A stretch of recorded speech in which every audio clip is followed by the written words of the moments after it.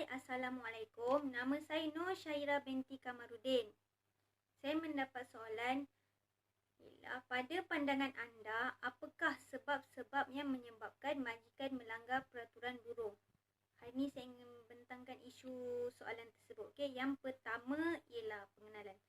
Akta Kerja 1955 adalah undang-undang buruh utama yang dikuatkuasakan di Semenanjung Malaysia dan wilayah Persekutuan Labuan yang mengawal hubungan antara majikan dan pekerja di sektor swasta.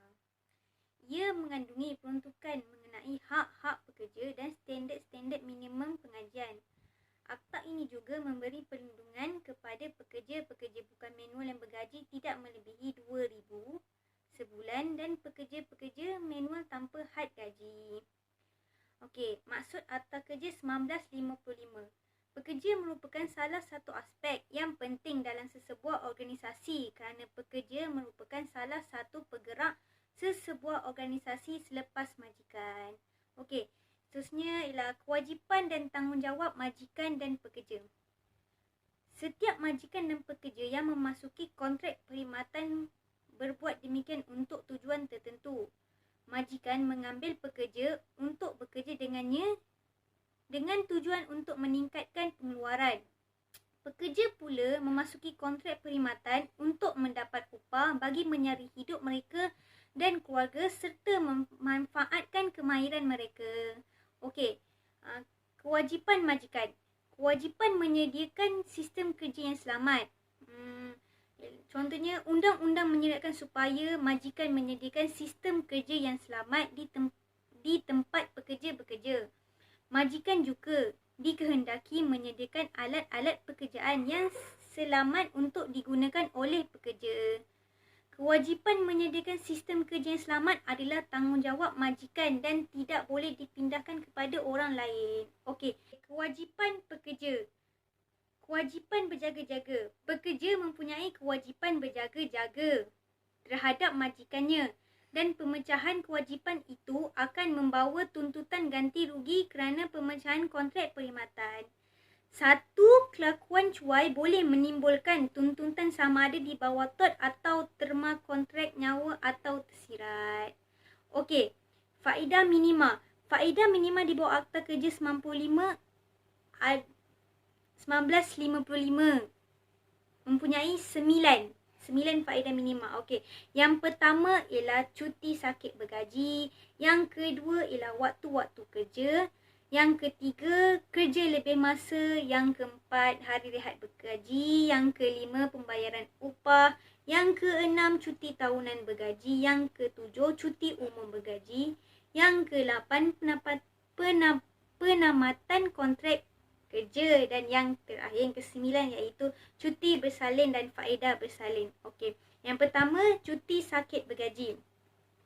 Seorang pekerja berhak mendapat cuti sakit selepas pemeriksaan dan cadangan oleh seorang pengamal perubatan berdaftar yang dilantik oleh majikan atau mana-mana pengamal perubatan berdaftar.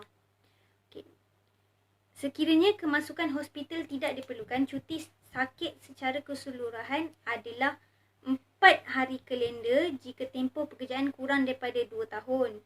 18 hari kalender jika pekerja telah bekerja selama 2 tahun atau lebih tetapi kurang daripada 5 tahun.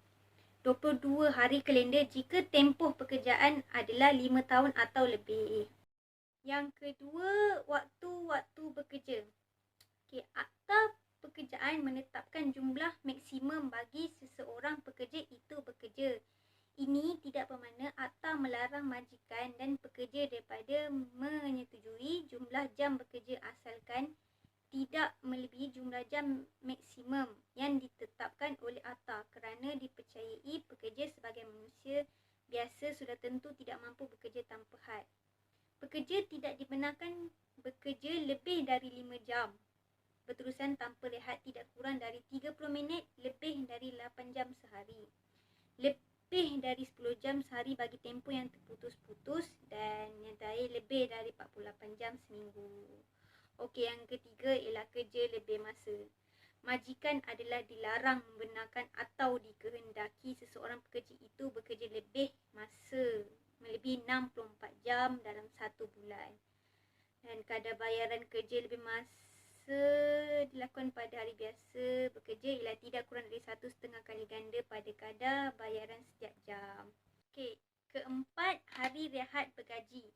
Di bawah Undang-Undang Buruh tidak dinyatakan secara spesifik hari apa yang mesti dijadikan hari rehat. Yang penting adalah pekerja berhak kepada minima 1 rehat dalam seminggu. Pekerja adalah tidak dibenarkan bekerja pada hari rehat melainkan dalam keadaan-keadaan yang diperuntukkan. Kadar upah adalah berbeza bila pekerja diarahkan bekerja pada hari rehat mereka. Yang kelima, pembayaran upah. Okey, pembayaran upah bertentangan dengan kerja bergaji yang melibatkan majikan membayar suatu amaun teratur pada selang mantap tanpa mengira panjang jam kerja dengan komisen yang syaratnya berbayar pada prestasi individu dan dengan pempasan berdasarkan prestasi syarikat secara keseluruhan. Yang keenam pula ialah cuti tahunan bergaji. Setiap pekerja berhak mendapat cuti tahunan. Sungguh pun begitu, jangka masa cuti tahunan tidaklah tetap. Ia berubah mengikut jangka masa perkhidmatan seseorang pekerja itu berkhidmat dengan majikannya. Pekerja yang gagal mengambil cuti tahunan dalam tempoh yang ditetapkan akan kehilangan cuti tersebut. Yang ketujuh pula, cuti umum bergaji. Cuti umum bergaji di mana 4 hari cuti umum ditetapkan oleh akta dan selebihnya ditetapkan oleh majikan.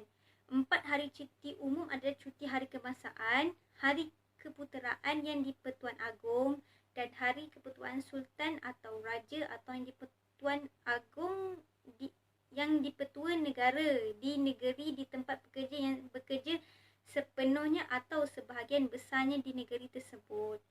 Yang ke-8, penempatan kontrak kerja.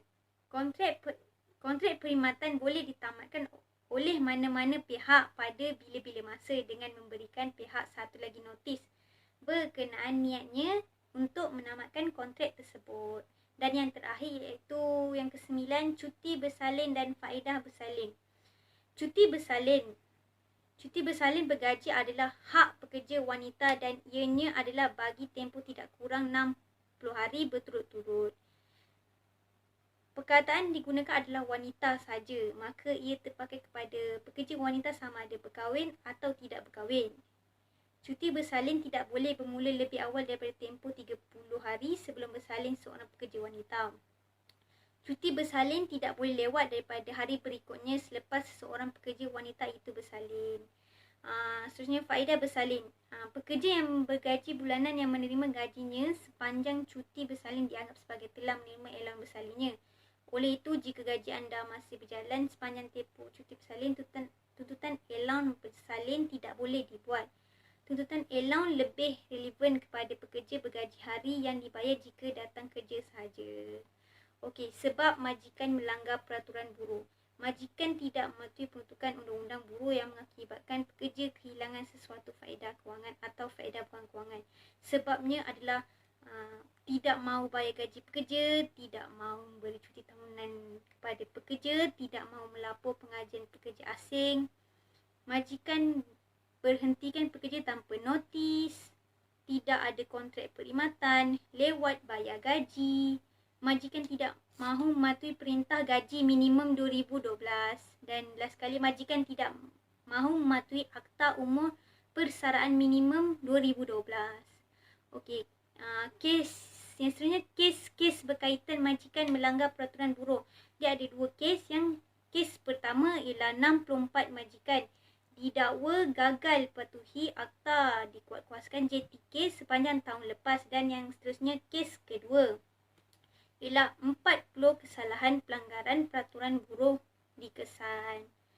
Okey, yang terakhir ialah saya ingin cakap tentang kesimpulan. Okey, dengan wujudnya beberapa akta dalam pekerjaan, ia sedikit sebanyak memberikan kebaikan dan konteks alam pekerjaan.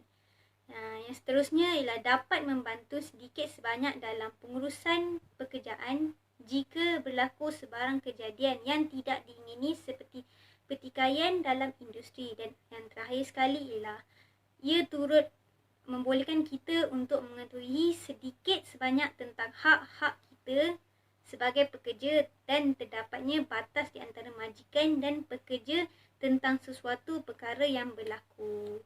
Itu saja untuk soalan saya dan ingin saya terangkan. Okey, terima kasih.